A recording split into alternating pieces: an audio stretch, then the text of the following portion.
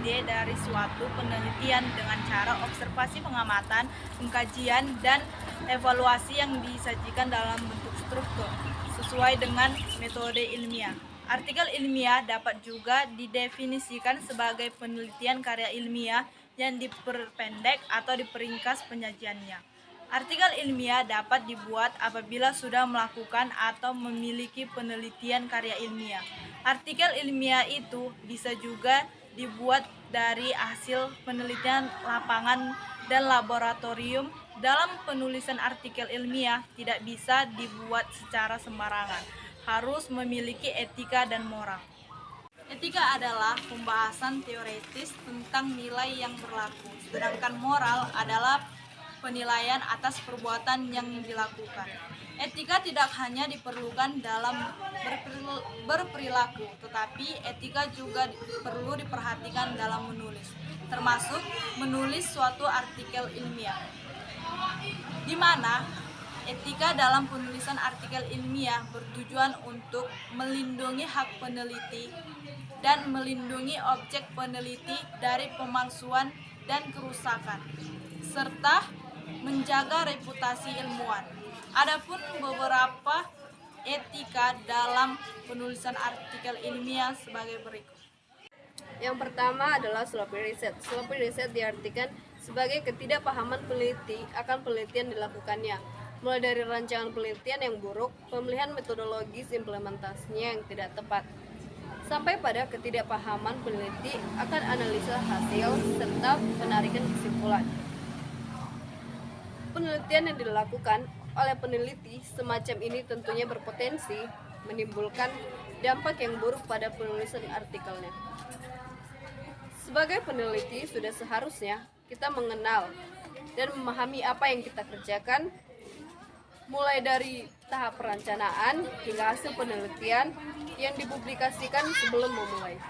Sebelum memulai penelitian, terdapat banyak hal yang perlu dipersiapkan, seperti yang telah dijelaskan pada bab-bab sebelumnya. Keikutsertaan pembimbingan yang sudah berpengalaman, penelitian sangat disarankan untuk mencegah terjadinya sloppy research. Ikut berpartisipasi dalam kegiatan pelatihan penelitian dan penulisan artikel ilmiah juga merupakan salah satu alternatif yang dianjurkan.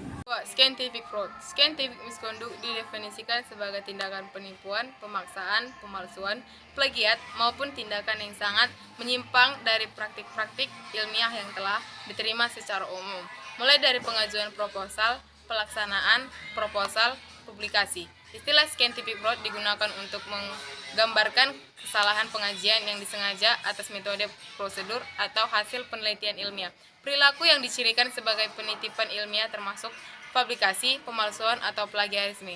Dalam mengusulkan, melakukan, atau meninjau penelitian ilmiah, atau dalam melaporkan hasil penelitian, penelitian ilmiah etis dan seringkali ilegal. A. Plagiarisme. Plagiarisme atau sering disebut plagiat adalah penjeblakan atau pengambilan karangan, pendapat, dan sebagainya dari orang lain dan menjadikannya seolah karangan dan pendapat sendiri. Plagiat dapat dianggap sebagai tindak pidana karena mencuri hak cipta orang lain. Di dunia pendidikan, pelaku plagiarisme dapat hukuman berat seperti dikeluarkan dari sekolah atau universitas. Pelaku plagiat disebut sebagai plagiator. B. Misrepresentasi. Misrepresentasi adalah kondisi di mana satu pihak dalam kontrak membuat pernyataan palsu tentang suatu fakta kepada pihak yang bergantung padanya. Pihak yang menerima pernyataan palsu bisa menuntut ganti rugi atas kerugian mereka. C. Piraki atau penjiblakan. Penjiblakan atau yang disebut dengan piraki adalah penyalinan atau penyebaran secara tidak sah atas objek ciptaan yang dilindungi undang-undang. Objek ciptaan adalah hasil setiap karya pencipta yang menunjukkan keasliannya dalam lapangan ilmu, pengetahuan, dan seni dan sastra. D. Falsifikasi data. Falsifikasi adalah praktik memanipulasi bahan penelitian, peralatan, atau proses, atau mengubah atau menghilangkan data atau hasil, sehingga penelitian tidak terwakil secara akurat dalam catatan penelitian. E. Duplication atau duplikasi. Duplikasi artikel dalam jurnal ilmiah Indonesia sehingga hasil pengkajian dapat memberikan masukan bagi penerbit jurnal ilmiah di Indonesia untuk mencegah duplikasi artikel. Dalam ketentuan penerbit, duplikasi tidak diperbolehkan problem melalui analisis terhadap artikel dan kualitas jurnal. Authorship. Author adalah seorang yang menghasilkan dan bertanggung jawab pada suatu karya ilmiah yang sesuai dan terkait dengan kompetisinya. Kepenulisan adalah urutan nama-nama penulis berdasarkan presentase kontribusi pada suatu karya ilmiah. Arti kata authorship adalah belakangan ini penggunaan kata dalam mengucapkan. G. Bias. Bias adalah sebuah pengkajian bahan yang dipenuhi prasangka. Bias juga berarti kesalahan yang konsisten dalam memperkirakan sebuah nilai. Bias juga diartikan bobot yang tidak profesional, mendukung atau menentang ide atau hal yang biasanya dilakukan dengan cara berpikiran tertutup, merugikan atau tidak adil. 3. Penyebab pelanggaran kode etik. Kode etik merupakan kaidah yang perlu diperhatikan dalam penulisan karya ilmiah. Kaidah di sini bersangkutan dengan pengutipan, perujukan, perizinan terhadap bahan yang digunakan, dan penyebab sumber data atau informan penelitian.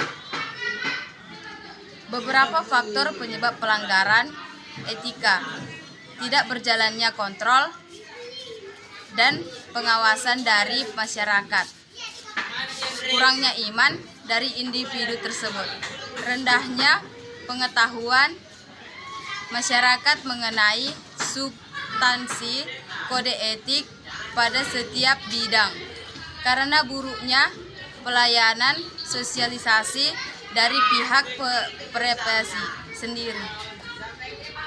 4. Upaya-upaya menghindari plagiarisme. Cara mencegah plagiarisme: membaca sumber yang digunakan.